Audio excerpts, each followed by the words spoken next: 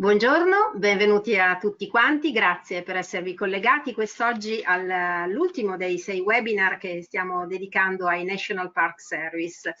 Da questo momento adesso parlerò in inglese per introdurre i nostri ospiti che sono appunto Donald, abbiamo con noi appunto Donald Lidbetter, Gary Bremen e Kelsey Larsen.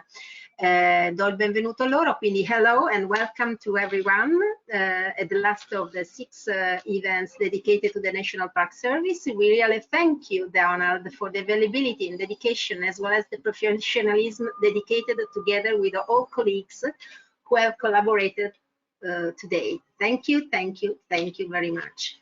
And now I give you the word and please bring us to the Southwest and Southern California. Thank you very much.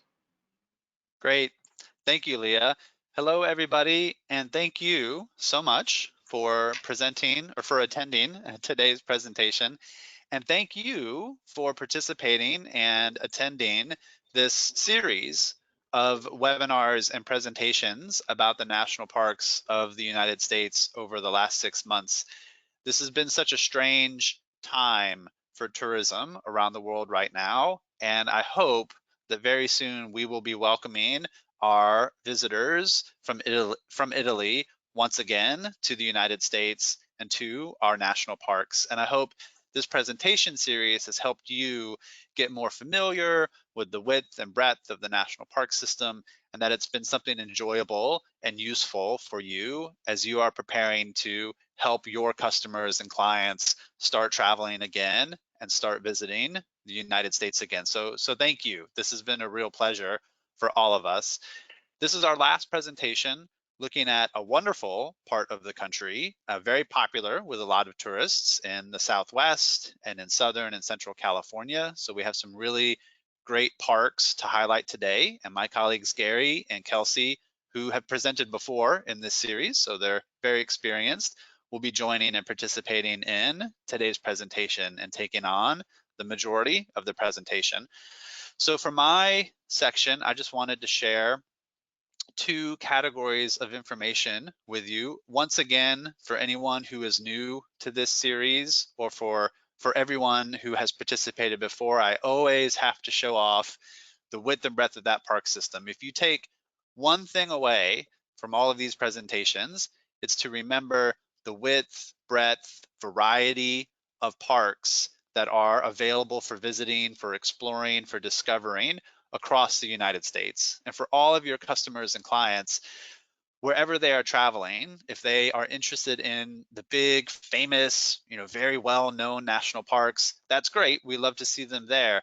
But I encourage you to do a little bit of research and look for other park units, other park sites that you can incorporate into their travels, into their itineraries. I guarantee they will be value added for your customers, for your clients, and for their trips. So that's the big takeaway I hope you remember, is how wonderfully large and diverse this national park system is, with so much to do and discover and explore around the country. I want to share with you a final set of recommendations for you to check out in terms of other information sources about national parks. So I want to highlight that we have a newsletter called the Green and Gray Report. So this is a snapshot from the National Park Service Green and Gray Report. This is a weekly newsletter from the National Park Service with all sorts of news, updates, highlights, information. If you want to keep in the loop about national parks, about what is happening in the national park system, I recommend subscribing to this newsletter once a week, and it will feature big important news items. Let's say we do have a new reservation system somewhere, or there's a new investment being made in a park with a new rehabilitation or new exhibits or a new visitor center. News like that will be in this weekly report. So there is the website where you can go and subscribe to the Green and Gray Report from the National Park Service. So a recommendation for you there. Also, we have talked a lot about the individual park websites and how important they are for trip planning and all of the information that is at the individual park websites. I also just want to highlight that at the Park Service website, at the top of the website, we have even more plan your trip and trip idea sections of the website. So these are great places to go and just explore and poke around and look for other ideas about national park experiences, opportunities. You can search by topic, by activity, by geography. We have authors and rangers who are writing articles with suggestions about trips and activities. So these are some great websites to check out when you're doing your research up at the top of the Park Service website, you know, adjacent to the park specific pages. So I wanted to highlight just a couple of other information resources that you might want to check out going forward to be in the loop about the national park system. Okay, that is my section today, and now we are going to explore a amazing part of the country, perfect for tourists, perfect for road trips, and I'm going to hand off to Gary as we dive into the Southwest, United States, and then Southern and Central California. So with that, over to Gary. Thank you very much, Donnie, and buon pomeriggio to all of you. Thank you for joining us. I know this is dinner hour for you in Italy, so we very much appreciate you joining us for one of my favorite parts of the country. I have been a National Park Ranger for 35 years as of yesterday, and I have visited 258 out of the 423 national parks. So like the bus driver who takes a bus trip for his or her vacation, I go to national parks for my vacation, even though it is my job. And I love them. It's such an extraordinary thing for me to go to these places, and I love sharing them. And particularly the national parks of Arizona hold a very special place to me. So we're going to look at some big chunks of the country. Kelsey's going to focus on California, but I'm going to take you to the northern part of Arizona now. So let's head on over there. And there are 20 some odd national parks in Arizona. Some of them are quite small, places like Tumacacori and old fortresses. That one in the bottom center there is called Chiricahua, and it is a national monument, but I would not be surprised if in the next few years it gets a renaming, and that's all it is changing the name to a national park. So watch for that. And my point in telling you that is just because it doesn't have the word national park at the end does not mean it is not an amazingly beautiful place to see. So lots in Arizona, and you can catch all of those sites with that website down at the bottom. So let's look specifically at arriving in Arizona. Most people, I think, coming internationally will probably have to stop somewhere else in the East, New York, I would guess, or Atlanta perhaps. But you would most likely then fly into either Phoenix or Las Vegas. And I'm gonna focus on Phoenix because I think that's where most people come in. The weather in Phoenix is very interesting. The winter temperatures can be quite cool, especially at night, because you are surrounded by desert and high mountains, kind of in a little valley, as you see in the photo there. The summer temperatures are insanely hot, 41 degrees Celsius, and that can be very uncomfortable. But the area that I'm suggesting you go to today is going to take you to a much cooler part of Arizona because of the elevation change. So we'll look at that. And one really important thing to remember, the United States has what we call daylight savings time, and our time changes. And Arizona is one of the few states that does not observe daylight savings time. So when you're looking at the clock and timing, you're going to be looking at Mountain Standard Time. You can go from one state to another and the time will change. Some of the native nations on their reservations, do not observe daylight savings time and some do. So the time changes a lot as you travel through Arizona, and that's something important to be aware of. But if you do fly into Phoenix and head up to Grand Canyon, it's going to be about 3.5 hours drive time.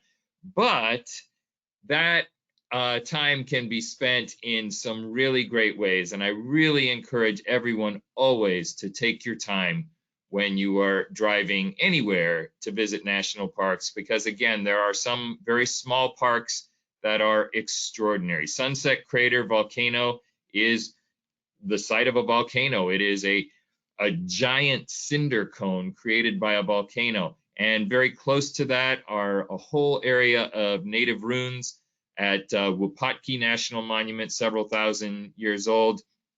Tuzigut National Monument, a very small site. Montezuma's Castle, also a very small site to visit. And honestly, of the 258 national parks that I've been to, there are probably 2 handfuls that I will tell people about all the time. And Walnut Canyon is one of my all-time favorite tiny little parks. It is a very small little canyon, and it's pretty to look at. But when you stand in one spot and you look across the canyon, you see all these dwellings that are hundreds of years old. And it kind of reminds me of at one time being a very large city. And you can imagine people leaning out of their windows, talking to one another. And it reminds me very much of some of the things that I've seen in other parts of the world. So Walnut Canyon near Flagstaff, Arizona is a wonderful little site to visit. But then drive another hour or so, hour and a half north of the Flagstaff Walnut Canyon area, and you get to one of the world's greatest sites. Grand Canyon is an extraordinary place to visit. It is a place that is deeply special to me because I came to terms with who I am at that spot, just sitting there alone, looking out over the canyon many, many years ago.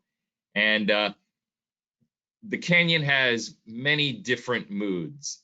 And that if you look down in the lower left-hand corner, you'll see a little line going out to a spot called Plateau Point. That's a little trail. So you sit on the rim of the canyon, and it is about 1 mile deep.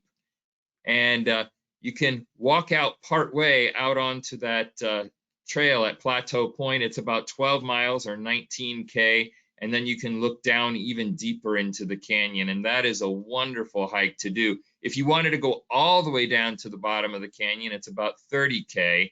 And at the bottom is a place called Phantom Ranch that we will mention a little bit later. One key thing to know about the canyon is as you go down, it gets hotter and hotter and hotter.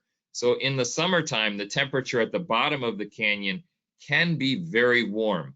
And this is not something that you ever want to try and go to the bottom and back out in one day. In fact, many people have lost their lives trying to do that because it can be quite dangerous. They bring a little tiny bottle of water, and that is not enough. It is a hot place.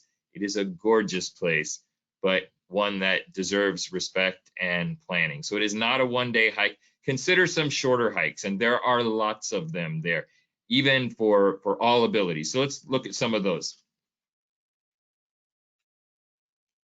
So the South Kaibab Trail is one of the trails that goes all the way down to the bottom, but you don't have to go all the way to the bottom. One of my personal favorite hikes is to go to the spot that's called Cedar Ridge. And it is a relatively easy walk. Of course, it's more difficult coming out for a lot of people because you're going up. It does have 330 meters of elevational change. It still requires you to bring plenty of water and food. And of course, you don't want to go down in sandals or flip-flops. A lot of people don't prepare when they go to the Grand Canyon. And this is a wilderness area, even though it has a lot of developments in it. So definitely highly recommended. My favorite hike probably in the park is Cedar Ridge, and it's just 5K to go down to visit that and back. So my favorite there. Let's head on to another part of the park. There are lots of services on the south rim of the park. There is a beautiful, beautiful hotel, the one in the top photo there, that is called the El Tovar, and we'll look a little bit more at that later as well. If you want to stay in the park, it is something that you should definitely plan to reserve early. There are also a number of hotels and an increasing number of hotels in a little community just outside the park called Tusayan, but then you would have to get into the park in some way. There are lots of opportunities for eating on the rim. There are restaurants and gift shops and things like that. And there is a shuttle service that we'll also talk a little bit more about as we go on that will get you to the key points along the south rim there. So let's look more. There are different seasons, obviously, to go to the canyon. Summer versus winter is something to consider. My personal favorite time of year at the Grand Canyon is winter, and these pictures will indicate partly why. The crowds that you see on the left picture there can be overwhelming, and people are jostling for good views of the canyon. But wintertime, very few people there. The canyon dusted in snow just adds a whole nother element of beauty. People tend to focus on 2 times of day at the Grand Canyon. They tend to go either for sunrise or sunset. We'll talk more about this as well, but the angle of the light makes the canyon look different. If you go in the middle of the day, the canyon will be less impressive to see. So the people that drive up from Flagstaff for the day and get there at 12 noon when the sun is directly above and down, and then leave by 1 o'clock or 2 o'clock saying, yes, I saw the Grand Canyon, they're really not experiencing the Grand Canyon. So I highly recommend not doing the Grand Canyon as a day trip from somewhere else. Definitely try and stay at least one night in or very close to the canyon so you can experience one of those very special times of day at sunrise or sunset. But the South Rim is not the only part of Grand Canyon. Of course, if you get to the opposite side, there is an entirely different view. And that side is 1,000 feet, 300 meters higher than the south side. And because of that, it gets a lot more snow. And so it is only open during the summer months. The lodges, the restaurants, the roads are all closed during the other time of year. It is much harder to get to. You cannot drive across. There is no bridge going across. There is no road going down into the canyon and up the other side. You have to go all the way around, which is several hours to do. And so most people miss the North Rim. It is much more of what we would call a laid back experience than a calmer, more chill experience, if you will, to go to the North Rim because it is harder to get to and has a shorter season, but highly recommended to go over there. Continuing on, you can indeed go to the bottom, and there are several ways to do that. You can, of course, hike. If you are an experienced hiker, you can bring all of your gear with you, and you can go ahead and camp at the bottom. There is a lodge down at the bottom as well called Phantom Ranch. People eat communal meals. They come together, and it's a great way to meet travelers from all over the world who are experiencing this.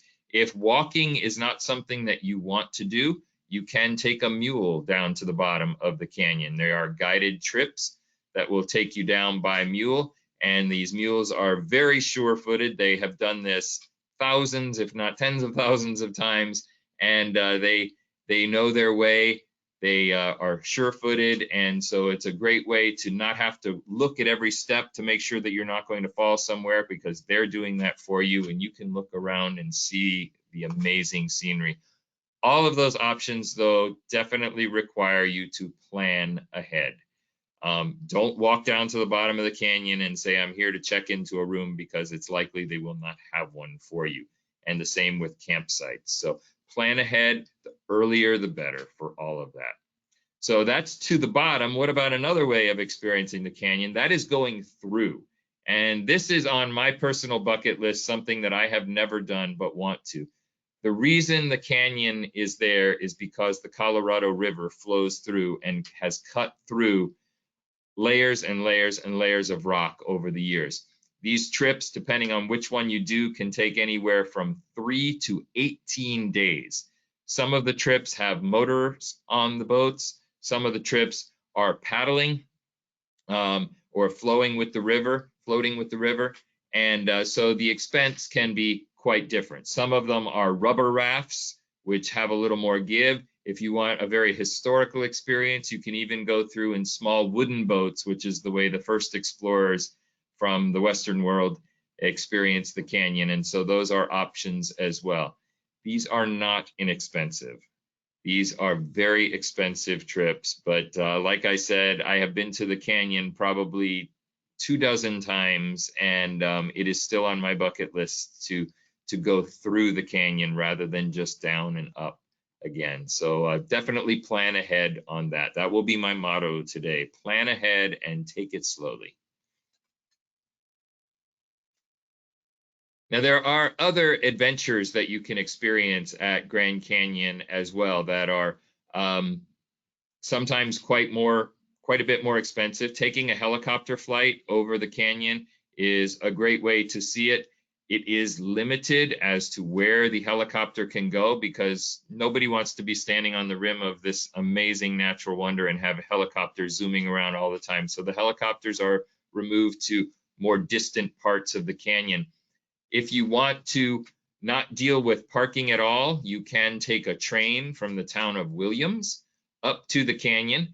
And so it's a scenic train ride. You'll have several hours unless you plan ahead and you can stay the night. You can do that. If you go over towards the west end of the canyon, over towards Las Vegas, and these are great options if you are flying in and out of Las Vegas, there is the Skywalk, which was built by one of the native nations. It is a walkway that sticks right out over the canyon. It has a floor made of glass, so it is not for people who are afraid of heights, but it is kind of a thrill to walk out and look straight down the canyon through the glass windows. And another bucket list destination for me that I have not experienced are the Havasu Falls, which is not technically in the national park. It is owned by one of the native tribes there, and it's the sacred pools, beautiful blue water flowing through the waterfalls, and it is a very limited experience, and you would have to plan ahead for that to be able to camp in the campground there as well. So those are some really different ways to experience the canyon. Personally, my favorite day at the Grand Canyon is to go and get up very, very early, watch the sunrise over the canyon, go to the El Tovar Hotel to have breakfast. It is an expensive restaurant, so breakfast is a little bit cheaper. If you are among the first 4 parties in line to have breakfast at the El Tovar, you will get a seat by the window, and that's a wonderful experience, especially if it's snowing outside and you're inside and warm and drinking the hot chocolate and looking out at the canyon. It makes the hair on the back of my neck go up just thinking about it. It's my favorite thing. And then maybe going out for a hike to Cedar Ridge. There are, we'll go on to the next slide. There are some things to know about visiting there practically. This is one of the few national parks, fewer than a half of the national parks actually charge an entrance fee, actually fewer than a quarter, I think it is. But this is one that does charge an entrance fee. It is $35 for a carload of people, but that $35 is good for a week. So you can come and go for an entire 7 days on that $35. We already talked about going in the morning or the evening versus the middle of the day. The 2 pictures on the right-hand side there will indicate what you'll see. That top one is the middle of the day. The canyon looks beautiful. It is an amazing place regardless of what time of day you go, but it is a little bit flat because the light is directly above coming down. If you go early morning or late evening, the angle of the sun on there creates these beautiful shadows. The colors of the rock come out. And so don't just show up I don't know if this is a movie that was popular in Italy at all, but there is an American movie called American Lampoon's Vacation, where they drive up to the canyon, they stand for a few minutes, and they turn around and leave because they came in the middle of the day, and that's all they saw. And don't be the Griswolds from that movie. I promise you will enjoy it much more. Don't come in the middle of the day because the crowds will be much higher. These are actual photos on the same day, 2 hours apart. If you go early in the morning, there's just a few cars. If you wait just a few hours when people are driving in from far off cities, you can sit for hours in line to get into the park. So don't do that.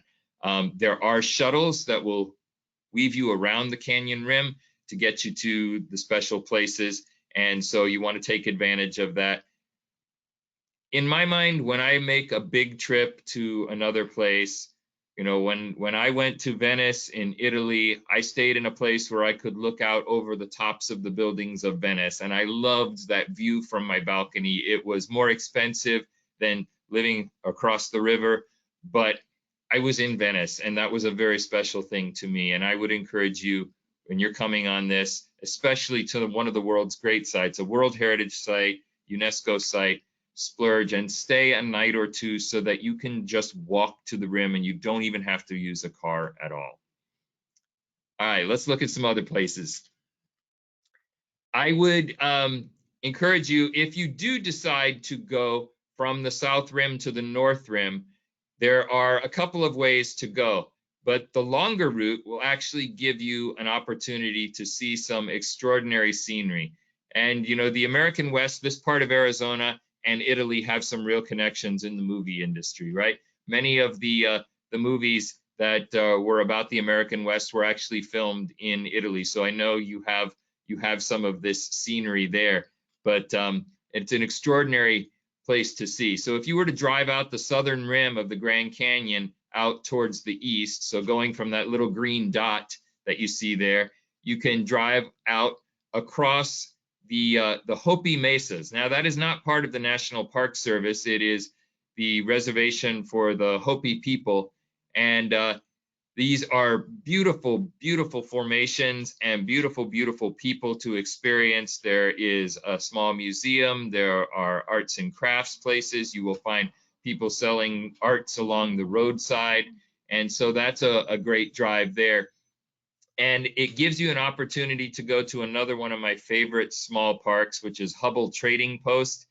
This was historically a trading post where Native people and white folks would come together and trade goods, blankets, and kachinas, which are the Hopi sculptures, and all kinds of things, as well as standard food supplies. And the National Park Service still operates it as a trading post that sells everything from chips and sodas and crackers to beautiful rugs. So it is a well worthwhile experience to go there.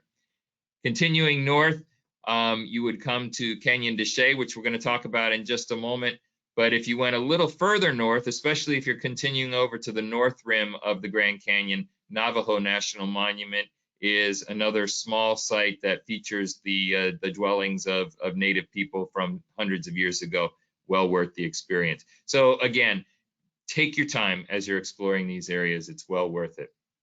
Let's move on to one more site. Canyon de Chelly National Monument is a rather large area, but many people don't know about it. And despite the way the word looks like Canyon de Chelly, it is pronounced Canyon de Chelly, and it is jointly managed both with the National Park Service and the Navajo Nation, or the Diné people. So they are the ones who offer the tours and experiences in there. You will not find as many people with the green and gray uniform there as you will Native people who have lived in this canyon and on the rims of this canyon for generations. To me, Canyon de Chelly is a very authentic experience and an opportunity to connect with Native American people. So I love Canyon de Chelly. This particular spot is called Spider Rock, and you can go down to Spider Rock. You can go by hiking, but one of my favorite all-time experiences was horseback riding to Spider Rock. So I highly encourage that. Move on to the next and look at a couple other ways to visit this site. There is one site that you can visit on your own. It is called the White House Ruins, and it's up against this gorgeous cliff face that you see there on the left. All the other experiences really require going with a Navajo guide, which you need to arrange in advance. And they include hiking tours, sometimes that walk right through the rivers. There are driving tours where your guide will drive a Jeep, again, going through the rivers. And as I mentioned earlier, the horseback trips, which also go through the rivers. And the horses love when they get to the rivers. And one of my favorite experiences in national parks was on this trip to Canyon de Chelly. When we got close to the river, I did not see the river, but the horse knew it was there because the horse had done this many times. And all of a sudden, the horse started to run. And I had no idea why, but I held on, and I remember laughing like I was 4 years old. I was having so much fun, ran right into the river and started splashing water on its belly, which was hot, and there was water flying all over the place. And I continued to laugh, and I still laugh about that day to this time. So a really wonderful place Canyon de Chelly is. And all of the national parks in Arizona are pretty extraordinary places. So many people try and fit in, I think, too many places in one trip. Arizona is one of those places where you can spend an entire vacation in one state and never run out of things to do. So I'm going to turn things over to Kelsey, and we're going to go out to California. So here you go. Thanks, Gary. Hi, everyone. I look forward to sharing information on Central California with you today. I'm here to suggest a road trip based on arrival to San Francisco International Airport. San Francisco is one of the most famous cities on the west coast of the United States of America. The weather here, compared to Arizona, does stay quite mild all year in this city. The surrounding areas do get much warmer in the summer, but San Francisco itself is famous for fog even during the summer. So my suggested itinerary could be done at any time of year, though Yosemite National Park does have areas that are closed in the winter time. But here in the city, while you're here, some of the National Park Service sites that you can see are on the next slide. There is Muir Woods National Monument just north of the city, San Francisco Maritime National Historical Park on the wharf, and Golden Gate National Recreation Area, which is all of the green that you see here on the map.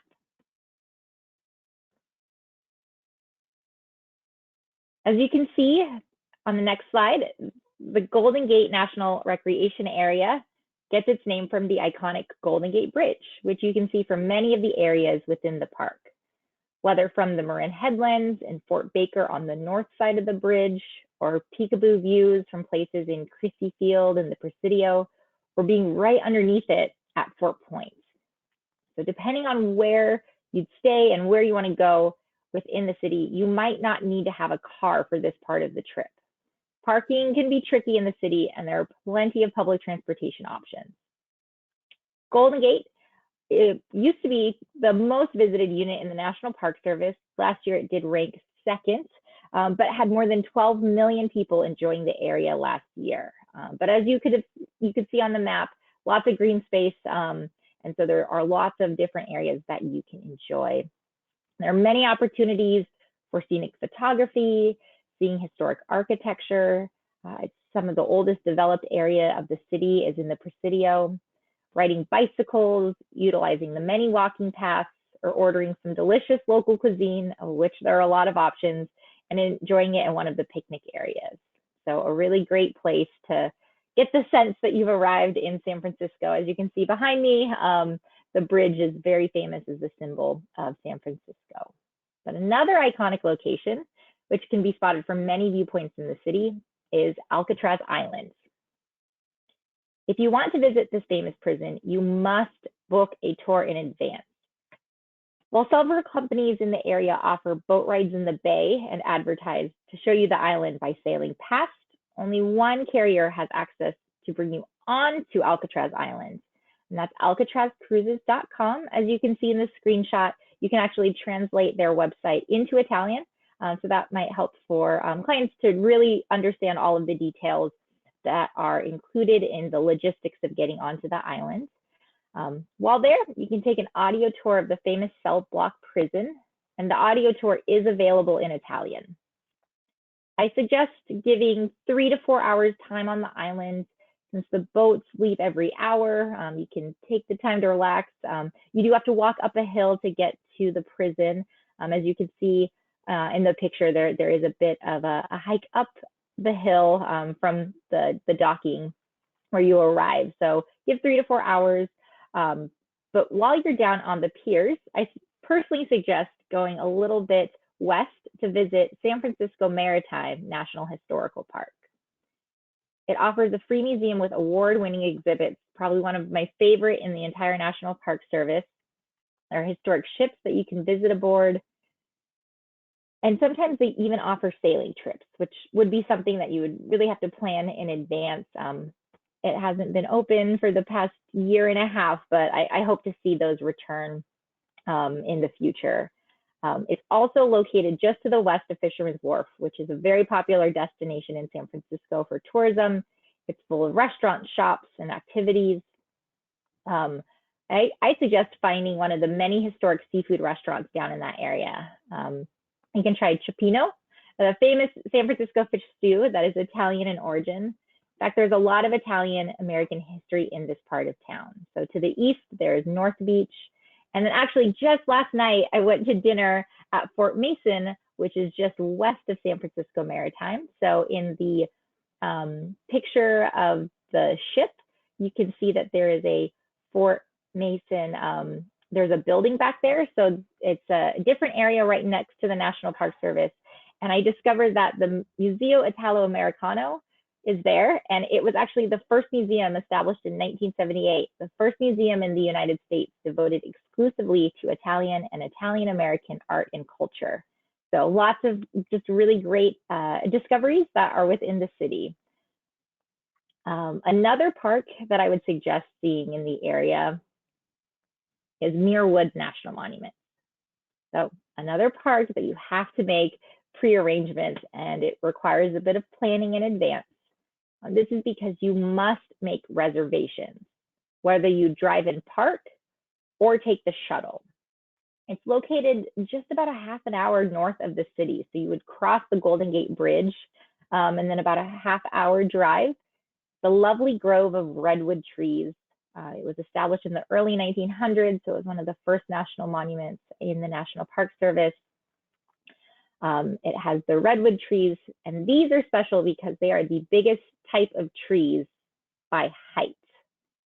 If you'd like to see the biggest type of trees by volume, you must go a bit further east into the Sierra Mountains, which brings us, of course, to Yosemite National Park.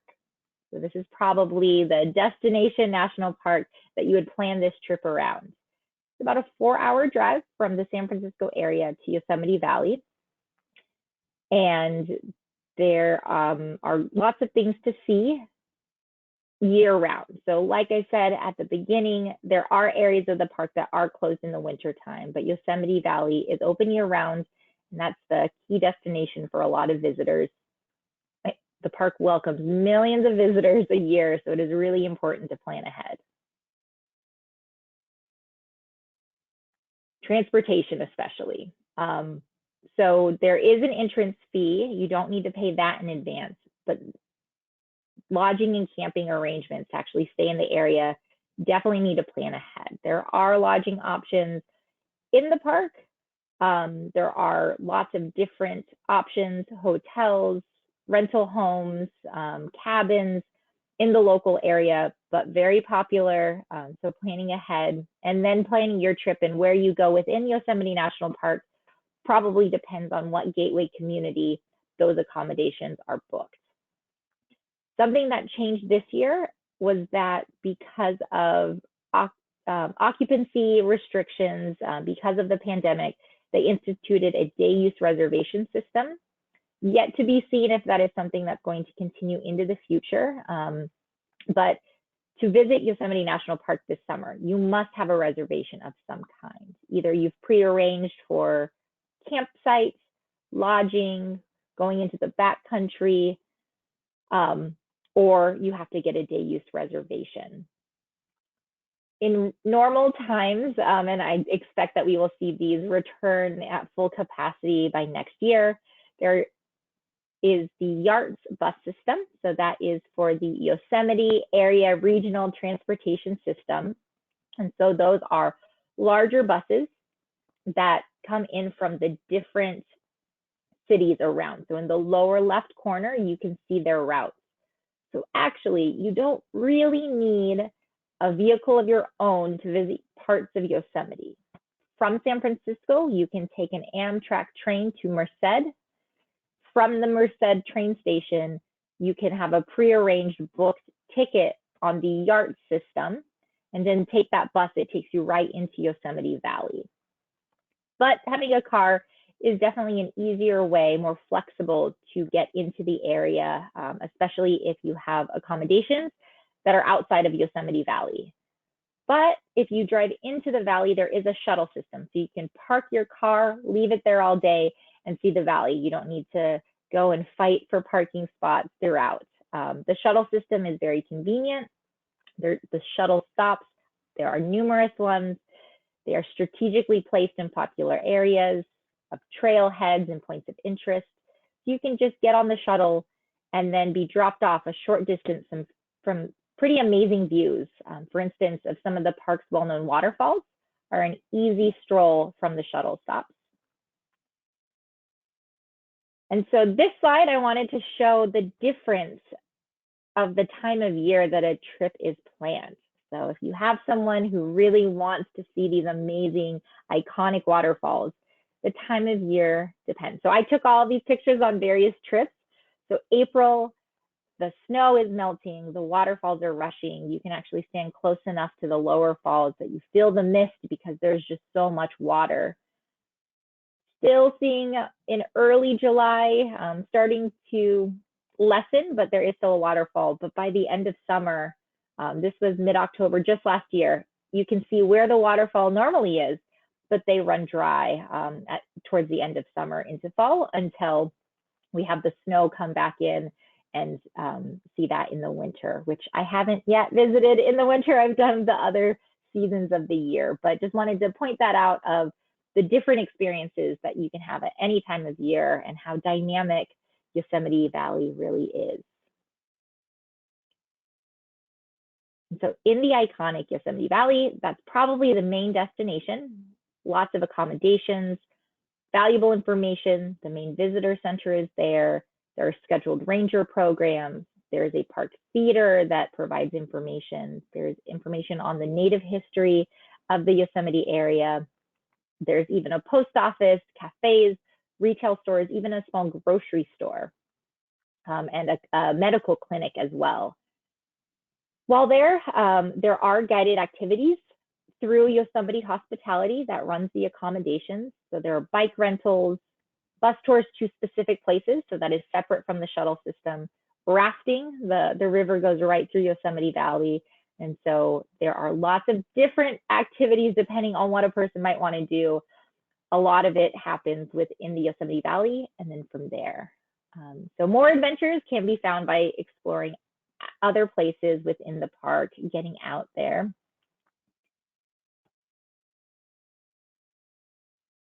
So if you consider hiking, backpacking, and rock climbing for some more adventurous experiences,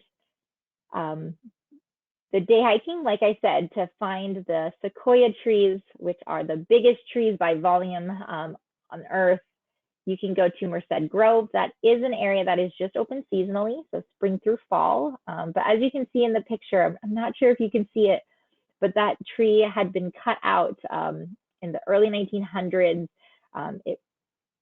Just to show the massiveness of this tree, the trail goes right through it. You can see that's me standing under the tree. These trees are just so majestic and massive, really cool to see. Backpacking, 95% of the park is designated wilderness. Over 750 miles of trails. So there are through hikes of, for instance, the Pacific Crest Trail goes from Mexico to Canada. It goes through Yosemite National Park. So you can hike as much or as little as someone might want. But if there's any overnight stay, part of backpacking, it does require a permit. For visitors coming from overseas, might not want to pack all of the backpacking gear that they might need. So there is one really cool option, kind of a bucket list item with High Sierra Camps. So they offer guided and unguided multi-day trips in the wilderness. And even the unguided, you would go at your own pace each day, but there are accommodations. So there are actually canvas tent platforms set up at certain points as part of the High Sierra Camp network. You can do the food package where you have dinner waiting for you when you arrive at the end of the night. The campfire is already going. You have the dinner cooked for you. You wake up and the linens, you don't need to pack the sleeping bags or anything. They provide linens on the trip. And so you have a cot for the night. You're still in the wilderness, in the backcountry. They cook you breakfast the next morning to give you energy for the rest of your hike. And then they pack you a lunch to have on the trail. So you can do it very much on your own, very simple, or have something more formalized. But that is actually so popular. It's reserved in advance on a lottery system. So that would definitely be a case of making those arrangements and then planning your trip to the United States based off of those dates, instead of booking a flight to San Francisco and then trying to squeeze in an experience like that. And I won't get into rock climbing today. All I can say is if there's any interest in rock climbing, research the regulations and the safety information. There is a mountaineering school guide service in Yosemite that offers equipment rental, lessons, guided climbs, but definitely something that requires a lot of research if someone is interested in doing it. So many options in Yosemite National Park, but before I end, I'll suggest even adding more to your trip by venturing to other national parks in the region. So if you are in Yosemite during the summer, there is Tioga Pass on the north side of the park. You could take that out to the east to Mono Lake, which is a saline lake. It's just quite interesting to look at. It's basically a half hour out once you exit the park on the east side. Or you could go down day trip to Devil's Post Pile to see the really interesting columnar basalt rock formations. Or after visiting Yosemite, instead of just driving back to San Francisco, you could extend your adventure by going south and go to Sequoia and Kings Canyon National Parks next. Though not quite as busy as Yosemite, we are certainly seeing a lot of higher visitation rates there as well. It also require a lot of pre-planning, especially for accommodations. But that's where you would actually see the biggest trees on Earth by volume is at Sequoia National Park. So from there, you could head west to Pinnacles National Park, though it's considered a newer national park, being designated with the national park name in 2013. It was actually one of the first national monuments designated by President Theodore Roosevelt in 1908. And it's been part of the National Park Service ever since. So like Gary said, a lot of it just has to do with the name and not the resources and amazing things that are being protected there. Pinnacles is famous for the rock formations, the pinnacles, but also for being home to the endangered condor. The California condor, it's an amazing bird, and there is a lot of scientific research being done to hopefully grow that population. So Pinnacles is a really cool place to go. And then from there, it's just a simple drive north of 2 to 3 hours to get back to the airport from Pinnacles. But not before you pass right through on the highway through the town of Gilroy, which is famous for its garlic. So that's fun. I should also mention that if you're in San Francisco, you can go to Ghirardelli, which is famous chocolate right in the city. It is literally next door to San Francisco Maritime National Historical Park. And it is also, this is founded by Domenico Ghirardelli, so another connection that I found to Italy right here in San Francisco. So there you have it. There is my personal suggestions for this road trip loop of a lifetime. Thank you so much.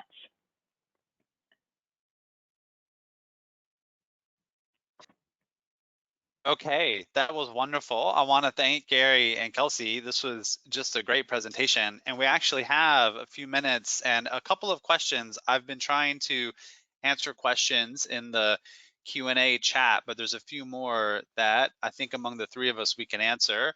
So about Yosemite, Deborah, thank you for the questions.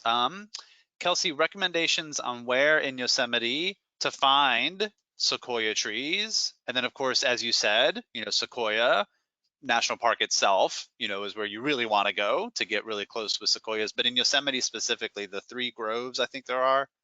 Yeah, so there's the Mariposa Grove that actually just reopened in 2019, and then last year there was a big windstorm. So there, you do have to hike in to get to the trailhead now, but that's the famous one is Mariposa Grove. So that is it's south of the valley. So I'll use the Yosemite Valley as kind of the central point to describe the direction. So Mariposa Grove is to the south. The picture that I featured is Crane Flat. So that is north of the valley heading towards Tioga Pass. You don't have to go all the way up. And that one is, I think, 3 miles round trip. So very nice, not too much elevation gain, just one hill that you drop down to get towards the sequoia trees, and then you just come back up. But that's where my picture was taken, where you can walk through the tree. I found also a web page at Yosemite's site about sequoia research that has a good little graphic that shows where the 3 groves are. So I'm putting that in the question response there. Okay, also for Kelsey and then one for Gary, the name of the Amtrak station to Yosemite. So can you advise, you're in San Francisco and you wanted to, like you recommended, take the train to get close?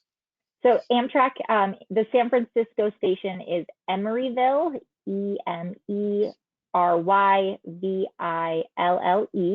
But I think if you just search San Francisco, it will take you to Emeryville.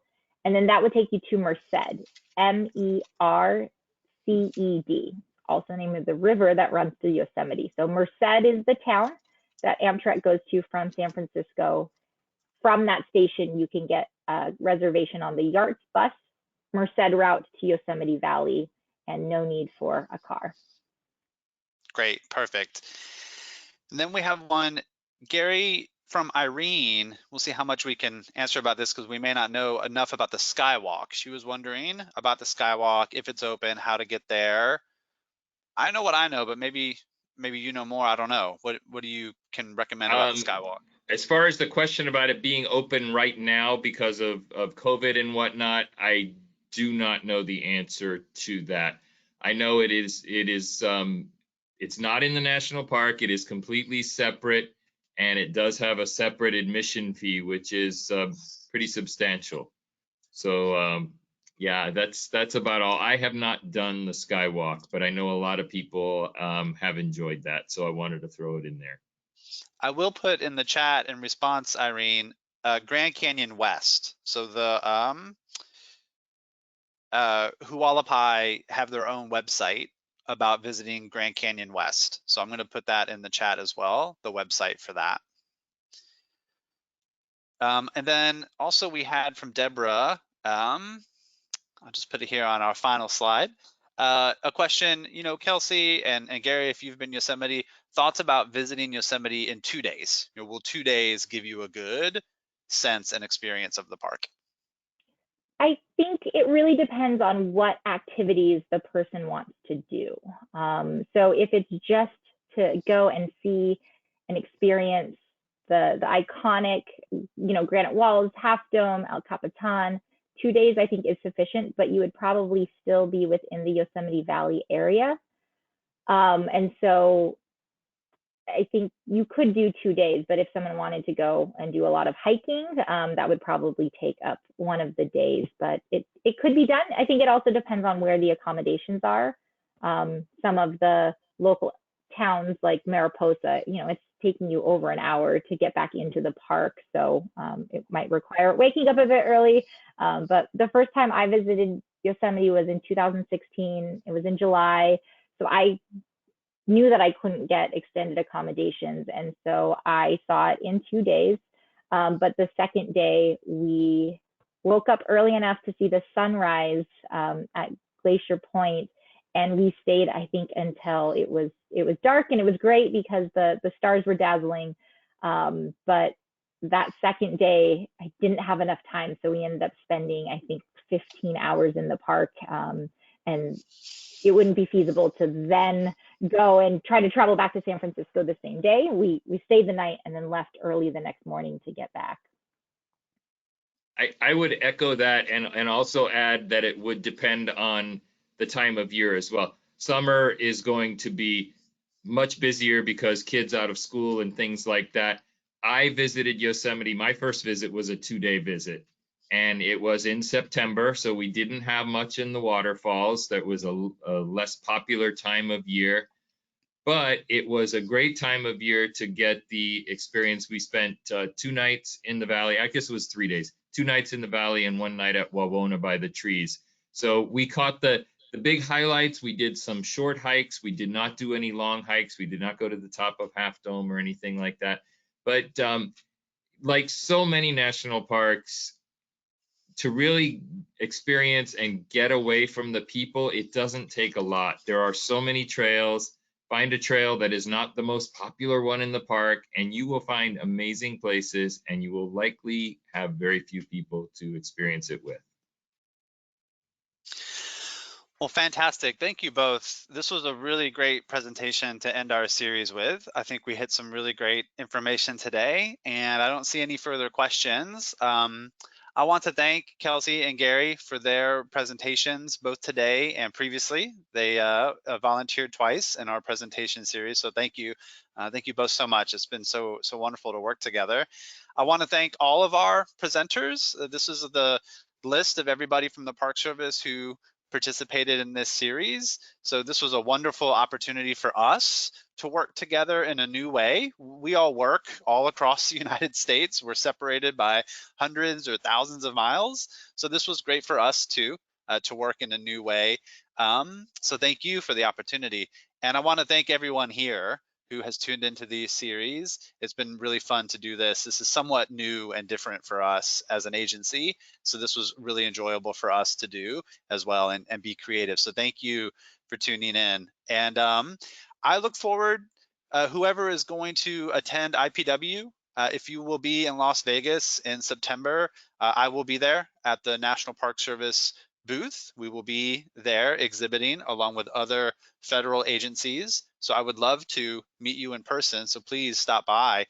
And unless there are any other questions, I don't know if Leah is still with us. She might have had to. Sure. Oh, yes. There she is. Great. Okay. Yeah. Okay. I was hearing you, and so it's very. This presentation was really stunning. So I really appreciated it.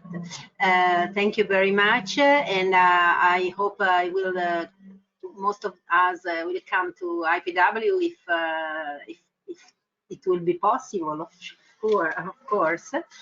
And I give you appointment. I hope to hear you in the next future, to maybe for futures webinar, and who knows. And thank you again, and grazie a tutti.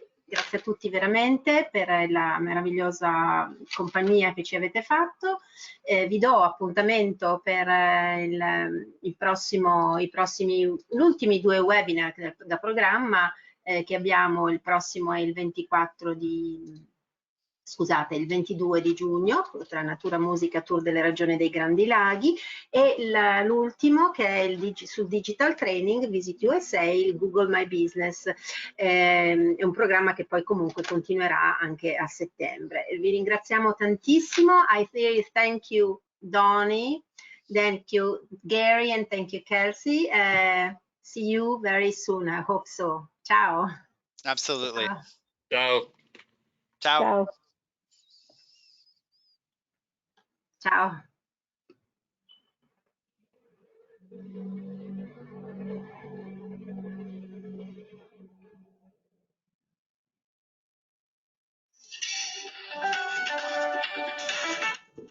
Ciao.